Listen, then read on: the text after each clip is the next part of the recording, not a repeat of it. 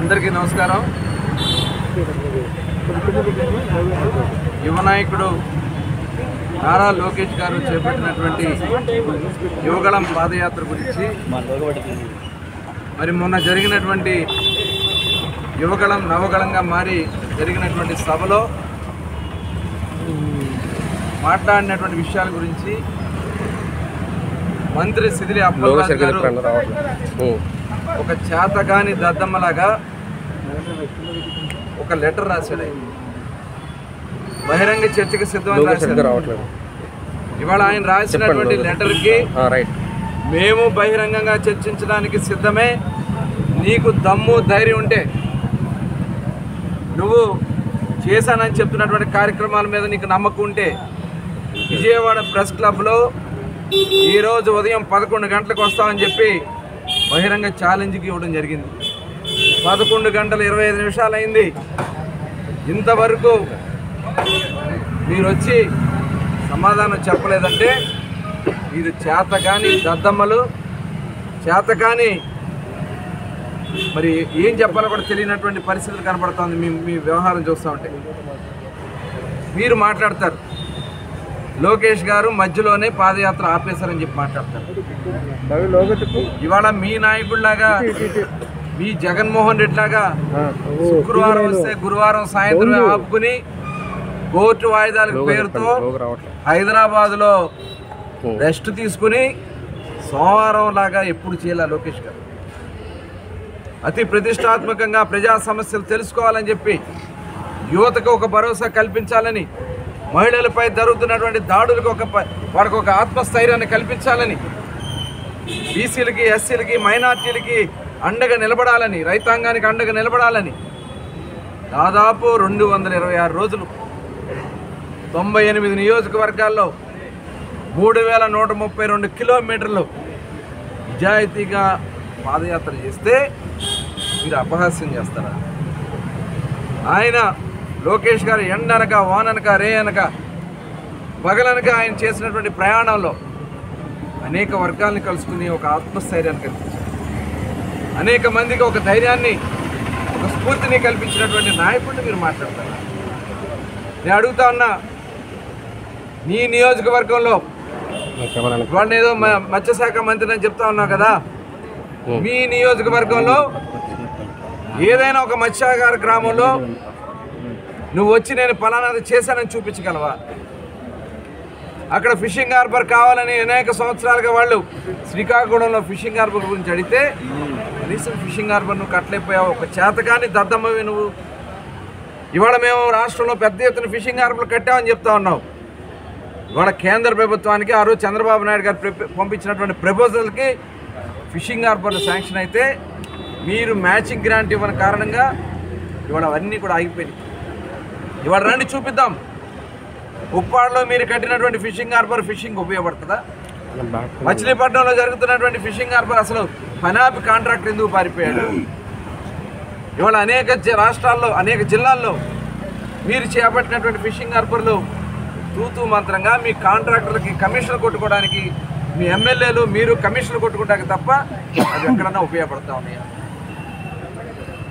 ఇవాళ మత్స్యకారుల కోసం ఆనాడు చంద్రబాబు నాయుడు గారు బ్యాన్ పీరియడ్లో మొట్టమొదటిసారిగా డబ్బులు ఇప్పించినటువంటి ఘనత తెలుగుదేశం పార్టీ.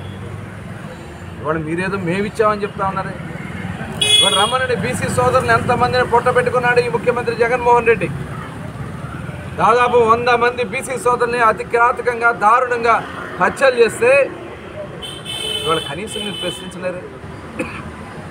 ఈరోజు అనేక మంది మీద దాడులు చేసి ఇవాళ విదేశీ విద్య తీసేశాడు. పేరుకి 56 కార్పొరేషన్ పెట్టారు. ఒక కార్పొరేషన్ ఇవాళ బీసీల రిజర్వేషన్ 34% నుంచి 24% కోత విధిస్తే మీరు సమాధానం చెప్పగలరా? ఈ చేతకాని మీ ముఖ్యమంత్రితో మీరు కనీసం వెళ్ళి మాట్లాడగలరా? మీ సీట్లు కాపాడుకోవడం కోసం లోకేష్ గారి మీద మీరు మాట్లాడే స్థాయి రా. మీకు దమ్ముంటే ఎవరు వస్తారా? మరి మీ ముఖ్యమంత్రి వస్తారా? చర్చించడానికి మేము సిద్ధంగా ఉన్నాం. బీసీలకు జరిగినటువంటి అన్యాయం మీద చర్చించడానికి మేము సిద్ధంగా ఉన్నాం. తెలుగుదేశం ఏం చేసింది? ఇవాళ వైసీపీలో ఎంత నష్టం జరిగింది? ఆదరణ స్కీమ్ ఎత్తేసారు, నిర్వీర్యం చేసేసారు, అసలు బీసీ కార్పొరేషన్ లేకుండా చేశారు. అన్నీ కూడా మీరు సమాధానం చెప్పుకోలేక ఇవాళ చెప్తూ ఉన్నాం. ఇవాళ ఏదో ఉద్దానంలో డయాలసిస్ సెంటర్ పెట్టామని ఆనాడు చంద్రబాబు నాయుడు గారే దాన్ని చేస్తే మీరు అది కంప్లీట్ చేయడానికి 4 సంవత్సరాలు పట్టింది. ఎన్టీఆర్ సుజల పథకాన్ని చంద్రబాబు నాయుడు గారు స్టార్ట్ చేస్తే ఇవాళ దాని పేరు మార్చి వైఎస్ఆర్ సుజల పథకం అని పేరు పెట్టుకుంటే పేర్లు మారిపోతాయి. వాళ్ళు మీరు ఏం చేశారు? అవి నీ నియోజకవర్గంలో నువ్వు చేయలేను, నువ్వు ప్రగల్భాలు పలుకుతావంటే అప్పలరాజు గారు సిగ్గేస్తాం. ఇవాళ కరెంటు సబ్సిడీ ఇస్తా ఉన్నారు. ఫిషింగ్కి ఏదైతే ఉన్న చెరువులకి కరెంటు సబ్సిడీ ఎత్తేసారు మీరు. ఆక్వా రంగం కుదేలైపోయింది. ఫీడ్ రేట్లో కమిషను, సీడ్లో కమిషను. ఇవాళ రాష్ట్రంలో మత్స్యశాఖ పూర్తిగా నిర్వీర్యం చేసినటువంటి ఘనత ఈ అప్పలరాజు గారు. ఇవాళ యానిమల్ హస్బెండరీ తీసుకోండి.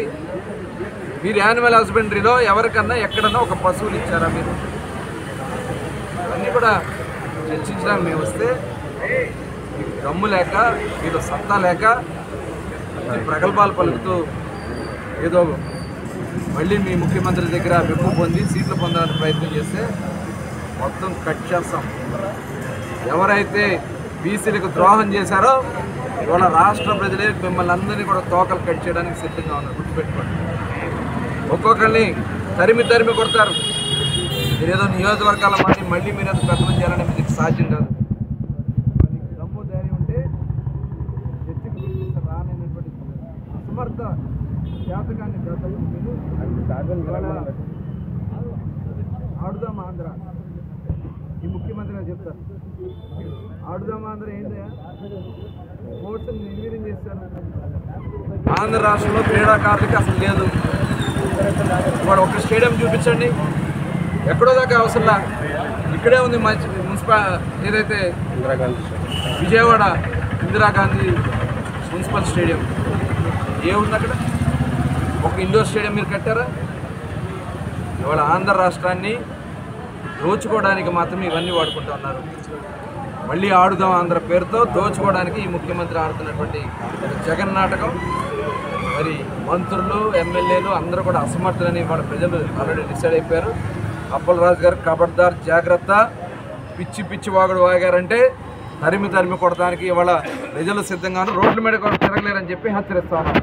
ఇంకొకసారి లోకేష్ గారి గురించి కానీ చంద్రబాబు నాయుడు గారి గురించి కానీ పిచ్చి పిచ్చి వాగుడు వాగితే బీసీలు సత్తా ఏంటో దమ్మేంటో చూపిస్తామని కూడా హెచ్చరిస్తాం. నాయకత్వం సీఎం సిగిలి అప్పలరాజు, సిగిలి అప్పలరాజు. ఖబర్దార్ బీసీలతో పెట్టుకుంటే సిగిలి అప్పలరాజు, ఖబర్దార్ బీసీలతో పెట్టుకుంటే సిగిలి అప్పలరాజు, ఖబర్దార్ బీసీలతో పెట్టుకుంటే